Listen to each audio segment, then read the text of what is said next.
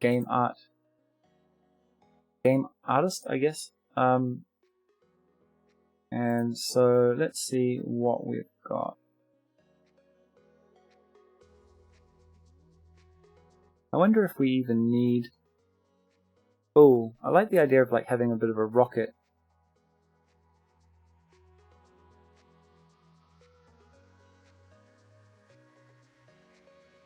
A rocket shape.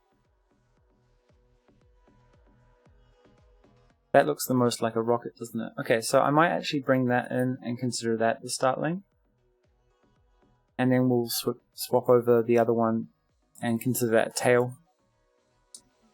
Because I don't know if it's just me, but it does just feel way too phallic. So, okay, I'm going to call this rocket.png, and I'm going to grab this chain start, and I'm going to create a new folder, and I'm going to call that chain end, and I'm going to put that chain start into the chain end directory, and cool. And now I feel like our chain joint probably needs to be in its own directory as well, so let's just do that. Otherwise our player directory is going to get a little bit busy. Okay, so let's just drag that in there, and that in there.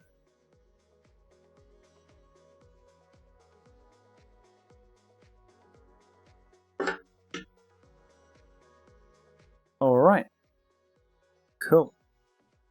Now I'm just trying to think. I think the player makes a reference to to that chain joint. So let's just go in here and update our reference here. So this is the change joint, and we go into the chain joint scene. Let's just make sure that okay. So the thing about Godot is that moving resources around in Godot is very error prone. So that's one thing. Like, make sure you know what you're doing when you're moving those resources, because for some reason it doesn't really like it very much. Okay, so chain joint, right, and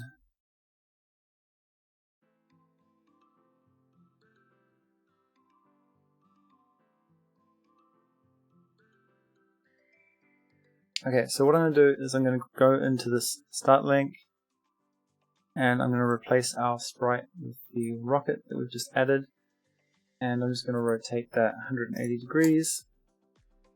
Cool. And I guess our collision shape is now a little bit less wide. Okay.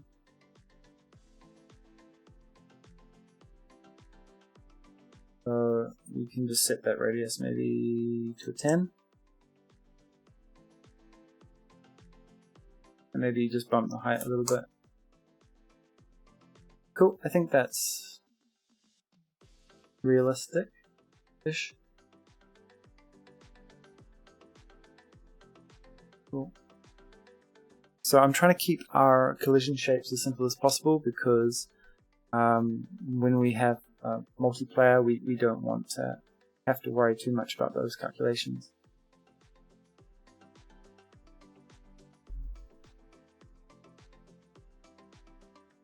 So one thing we can look at is maybe changing the physics engine.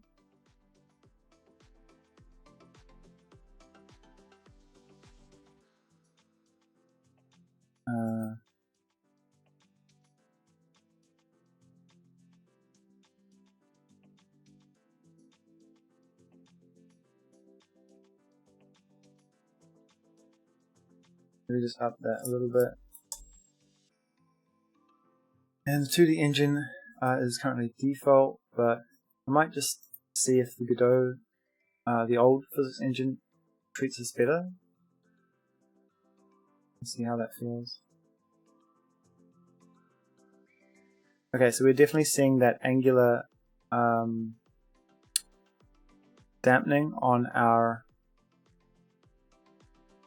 Okay, yeah. And I think what we want to do is we want the rotation of the player to affect the rotation of the chain. And in fact, we might want to just go down the chain every frame and just slowly rotate it into the straight position, just to sort of make that towards straightness, I guess. I think I'm going to add a little bit more rotational velocity as well, because it's not feeling very responsive at the moment. So if we go into the player,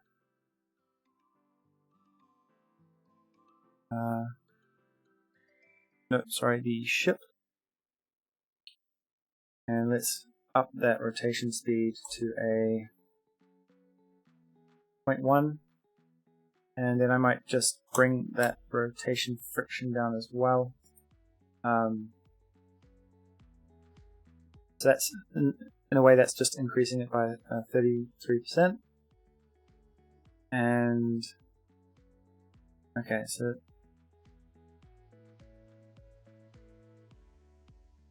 cool. All right.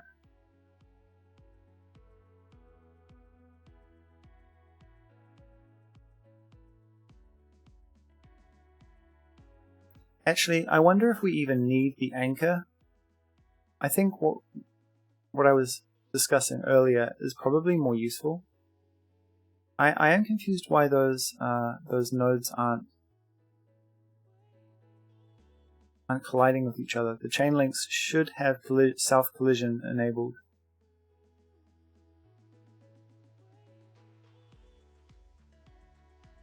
And I think I've disabled the gravity on the chain links, which I think we want to just put a little bit more gravity there to make it feel like there's some sort of pull on them. So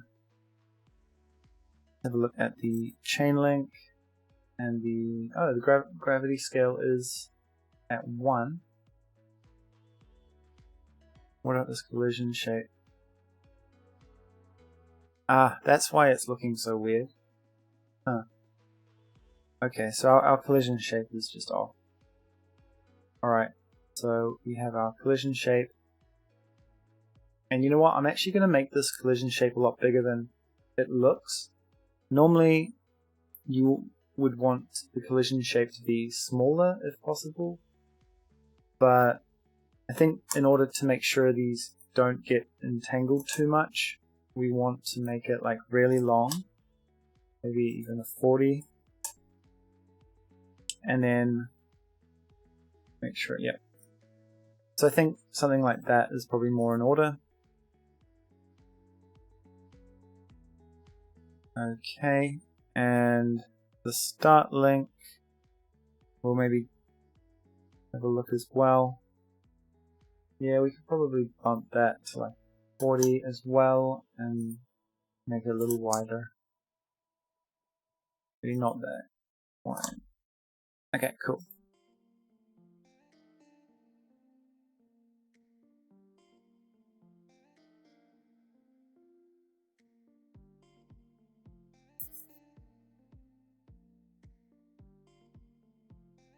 Okay, so I think what we want to do each physics frame, is just look the rotation towards 0.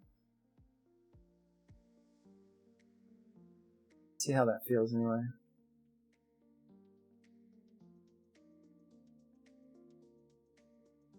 Okay, that's feeling a lot better with...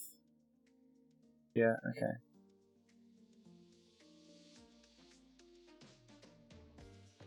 And that's why it was acting weird, is because the collision shape was where the chain link should have been. Okay, so that's already feeling much better, and I'm actually liking the non-default physics system.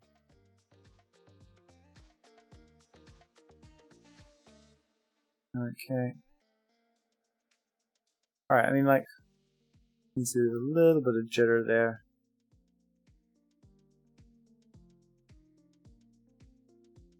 So right now we're treating each link of the chain as a child of the previous link, and we saw this sort of last stream in a tutorial, but I'm not entirely sure if it's a good idea.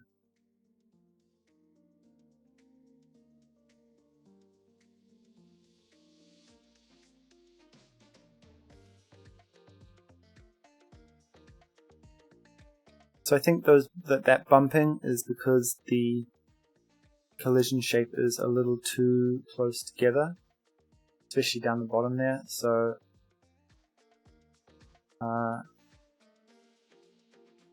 just bring it down a little bit.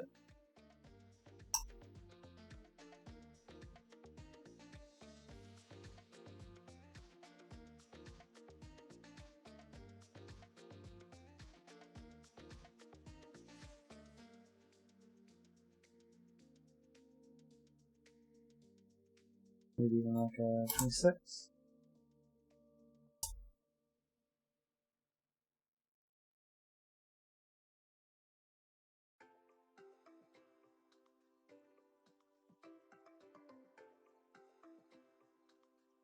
All right.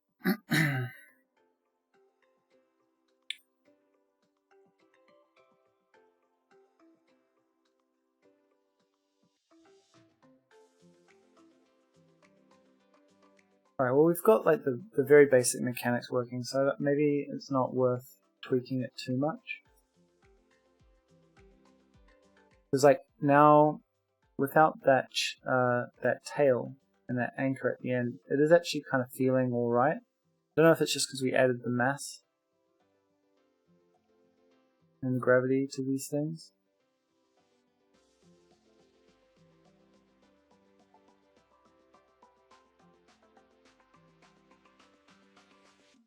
But that is feeling so much better now. Okay, so I don't even know if we need that anchor anymore. That chain is sort of forming quite nicely behind us.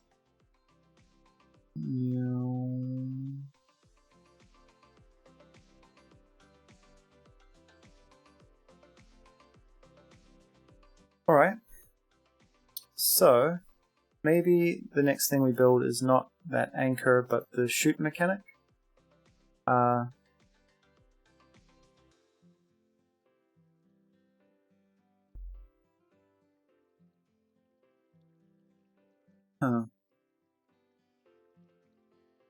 So the first thing we want to do is we want to go into the control state and just make sure we let me do that in VS Code. So let's open up control state. So we've got two signals, player shoot, player invert.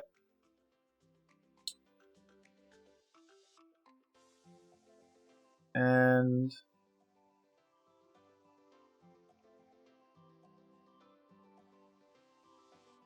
cool. Alright, so now we're going to say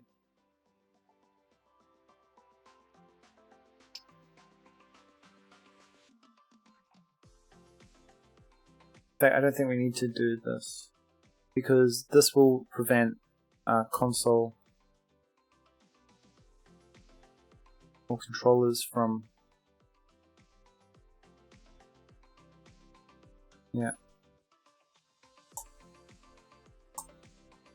Okay, so now we fire a signal, either the invert signal or the shoot signal. In fact, we could probably implement the invert really quickly, so maybe I will have a look at that first. The